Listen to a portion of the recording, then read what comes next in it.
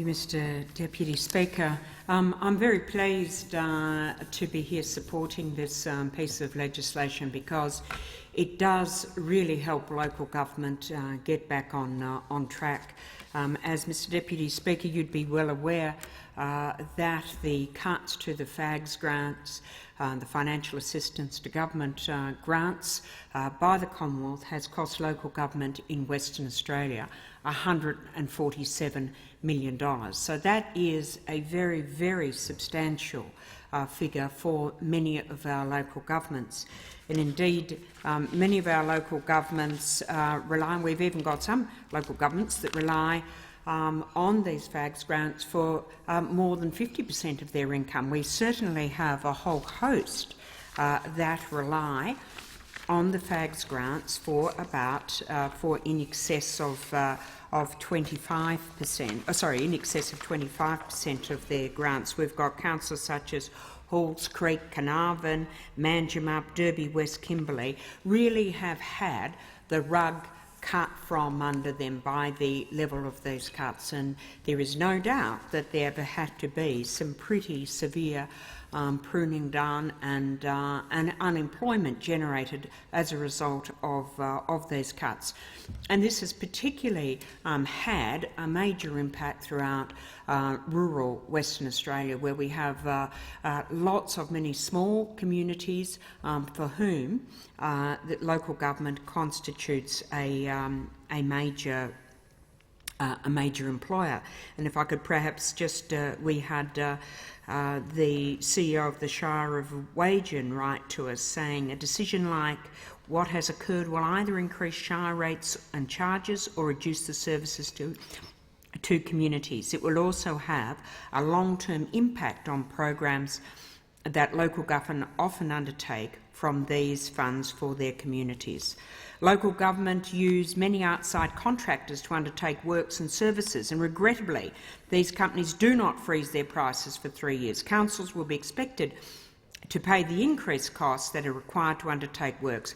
However, the freeze being enforced by federal government to all councils will force to drop programs. Now, this has been the theme of local authority after local authority, and it has also impacted on many metropolitan shires. And we know that the City of Swan, who are here with us in the Parliament House today, have had their funds cut, and their ability to service their vast area of road, their vast network of roads has been compromised.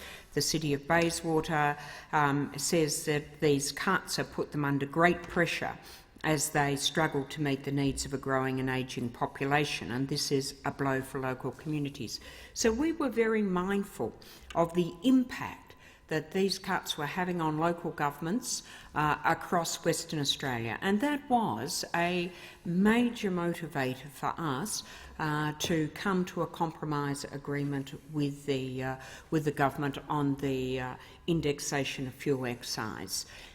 We were not prepared just to pass another new tax, particularly after the Prime Minister had gone to the last election promising that there would be no new taxes, absolutely categoric promise that there would be no new taxes, but then reimposed an indexation on the fuel excise, which in our view really very much amounted to a new tax. So what we were, and we do understand that the introduction of indexation to fuel excise does have a disproportionate impact on rural communities and on outer suburban areas, because unlike Mr Hockey's projection, they are indeed required to travel more, they need to use their vehicles more, and therefore disproportionately bear the burden of this increase in the fuel excise.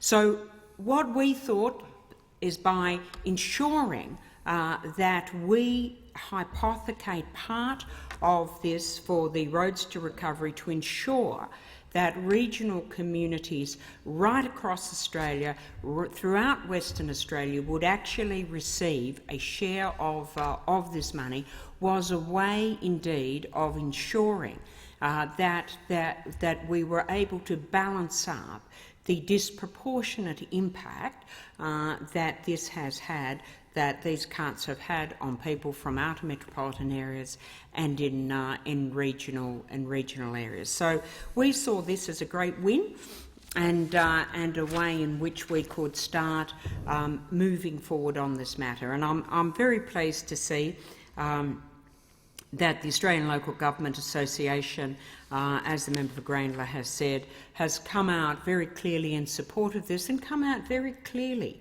recognising that this was an initiative of the Labor Party, an initiative to solve an impasse that was occurring, and also at the same time ensure that local government, that we feel very strongly about, that local government is supported.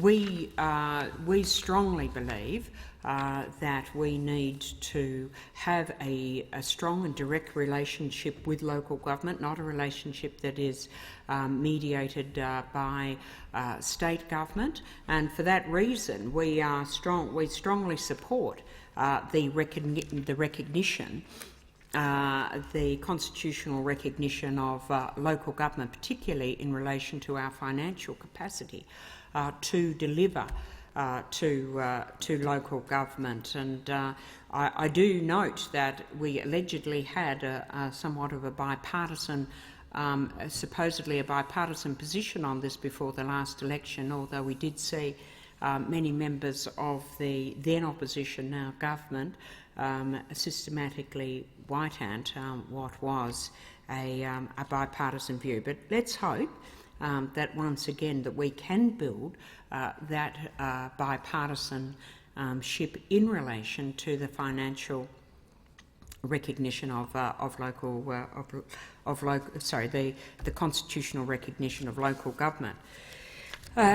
We've had some queries today from constituents saying, well, why didn't we lock this arrangement into local government, into public transport? Why didn't we put as an alternative to the investment of money on roads to recovery for local government? Why wouldn't we do that on a public transport project? Well, our response to that is that we have to deal within the art of the possible, and we were well aware that it was never going to be possible to get the Abbott Government to agree to investment in urban public transport. But we do support, but there is absolutely no ambiguity that a Labor government will be making a substantial commitment to urban rail across Australia, that we will be ensuring that we properly balance the infrastructure spend that we have. We properly balance those infrastructure between road and rail. That we accept that we cannot deal with the congestion problems that are currently facing our city by just road expansion alone. We know in Perth in particular, where it's predicted that 7 out of the 10 corridors that are there, 7 out of the 10 corridors that are going to be the most congested are in Perth. And I know the Assistant Minister has used his normal rantings to suggest that somehow or other this was my fault, that I was the one that didn't invest in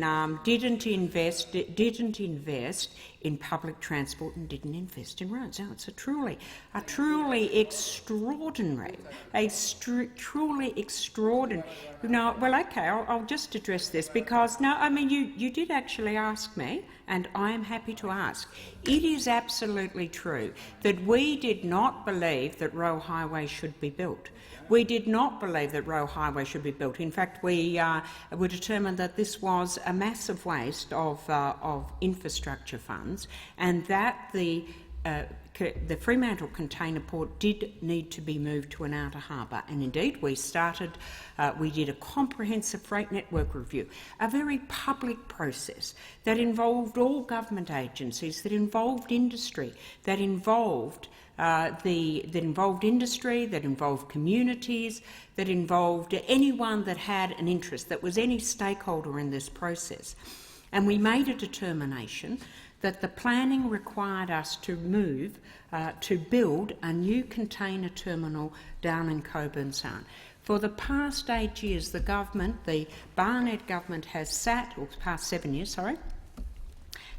and done absolutely nothing about that. And what we're trying to do now with this hastily cobbled together secretive Perth freight link is in fact to corral. We're going to do bits of this road, we're going to add capacity to this road, but unfortunately in the final kilometre or so there is actually going to be no additional work done. So what we are doing is creating. All right, okay, so we've now got, you're now Assistant Minister, you're now suggesting that you've got another part. You've got another part to this. You've got another part to this project. No, well, I mean, I think it's interesting that he is actually acknowledging that is a bit of a problem. So either he's going to have to tunnel under the river, which of course is going to add to the cost of this project. Or he's going to have to build a new bridge over the Swan River, because either way, without dealing with that issue, you are not going to be dealing with this. I'd like to, so I can say the public can be absolutely assured that a Labor government will be ensuring that our infrastructure spend will be properly balanced between urban rail and road. And we'll properly balance it between urban rail. Well, certainly we won't be building the Perth Freight Link, I can tell you that. Well, I mean, I don't think there's any secret about that. We will be investing in infrastructure that goes into the port, infrastructure that we need into the future.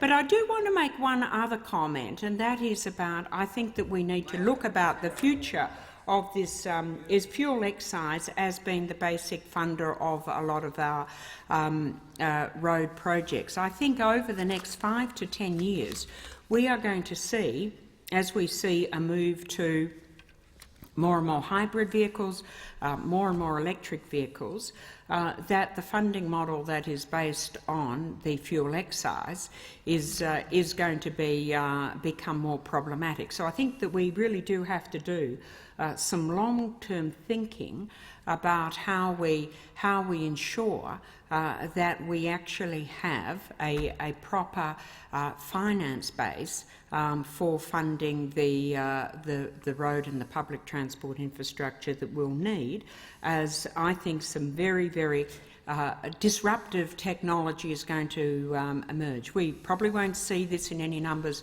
for 5 years, but I suspect that in 5 to 10 and certainly from 10 to 15 years we will see a massive shift away from fuel-based vehicles into electric vehicles, and I think we all have to start thinking about how then we ensure that we have the right revenue streams in place. But I'm very pleased that we have been able to help local government put themselves back on a stronger financial base by agreeing to this. We still disagree with the fags cuts, but at least this will go to a very significant extent to enabling those local communities to reinstate employment at a time where it is much needed.